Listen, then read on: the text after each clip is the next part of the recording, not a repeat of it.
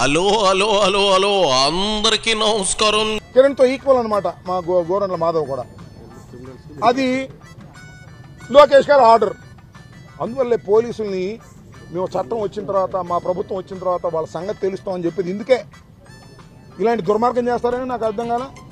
Gorantla మాధవ్కి ముసుకేసి produce చేస్తానంటే height ఎవరు మీరు నన్ను ముసుకేయడానికి డ్యామ్ అని ఆయన అడ్డం తిరిగాడు. తప్పే ఉంది. ఆయన పోలీస్ ఆఫీసరు. మొన్నటిదాకా మాలో పార్లమెంట్ సభ్యుడు అందరూ కాకి బట్టలు వేసుకున్నాడు. ఆయన బ్రహ్మాండంగా రన్ చేసి సెలెక్ట్ అయ్యాడు. ఎవరు రికమెండేషన్తో కాలా, అన్ని అర్హతలు ఉండి సీఏ స్థాయికి వచ్చినటువంటి వ్యక్తి. ఆయనకి ముసుగేసి మీరు ప్రొడ్యూస్ చేస్తామంటే ఏందండి ఇది? నాకు అర్థం కాలేదు. పోలీసు వారు మీరు ఇన్సల్ట్ చేయటం కాదా? మీరు ఎవరినో మెప్పించడం కోసం ప్రయత్నం చేయటం కాదా? ఈ పద్ధతి మీరు మార్చుకోరా?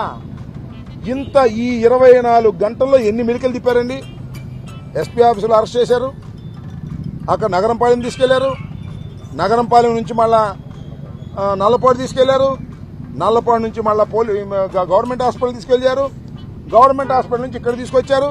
కిరణ్ తో పాటు నిలబెట్టాలని చూశారని ఇన్సల్ట్ అంటా ఉన్నావా? అంటే మీ హయాంలో బాబు పవన్ల ఫ్యామిలీ మెంబర్స్ నోటుకొచ్చినట్లు బూతులు మాట్లాడిన మీరు శ్రీరెడ్డిని కానీ బోరుగడ్డను కానీ మీ మంత్రులను కానీ కనీసం మందలించలేదు.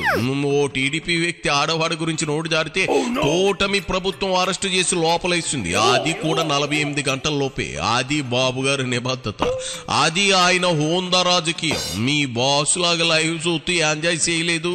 ఫైనల్ గా ఓ మాట, అంత మంచి జరుగుతుంది అని ఆశించడం మంచిదే, కానీ కళ్ళు మూసుకుని ఏమీ జరగలేదు అని అనుకుంటే ఎలా? నిజం ఎప్పుడు నిప్పు లాంటిది, దాచిన దాగదు. అంచేత ఇంటికెళ్ళి ఇదిగో పులుసులో ఎండు రొయ్యల వేపుడు వేసుకుని తినబోజు. సుకన్య వంట చేసి ఎదురు చూస్తా ఉందట. ఇక సాలే అంబటి పోయా.